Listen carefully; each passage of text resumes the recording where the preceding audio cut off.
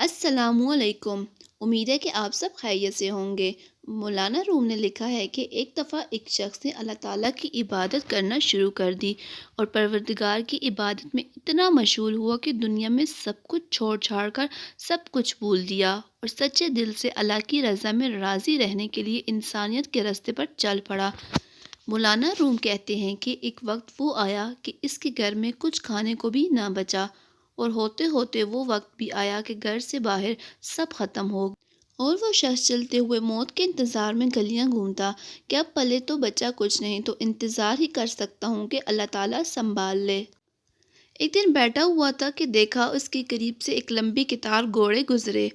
ان گھوڑوں کی سیٹ سونے اور چاندی سے بنی ہوئی تھی اور ان کی پیٹھوں پر سونے کے کپڑے بنے ہوئے تھے۔ ان گھوڑوں پر جو لوگ بیٹھے تھے وہ کسی شاہی گھرانے سے کم نہ لگتے تھے۔ ان کے سروں پر سونے کی ٹوپیاں تھیں اور ایسے معلوم ہو رہا تھا کہ کوئی بادشاہ جا رہا ہے۔ اس شخص کے دریافت کرنے پر اسے بتایا گیا کہ یہ 7 گاؤں میں ایک بادشاہ ہے، یہ سب اس کے غلام ہیں اور بادشاہ کے دربار میں جا رہے ہیں۔ وہ شخص کچھ دیر حیران ہوا کہ یہ حالت غلاموں کی ہے تو بادشاہ کی کیا حالت ہوگی۔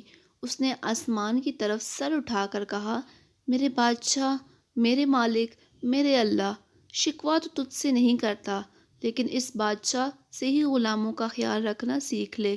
اتنی بات کہہ کر وہ شخص چل دیا۔ کچھ دن گزرے تو ایک بزرگ آئے اور اس کا بازو پکڑ کر اسے ایک جگہ لے گئے جہاں وہی غلام، وہی گھوڑے تھے۔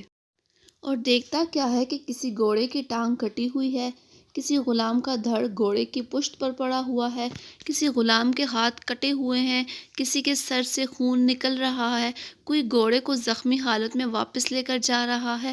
وہ شخص حیران ہوا اور بزرگ سے پوچھا، جناب آپ کون ہیں اور یہ سب کیا ماجرا ہے؟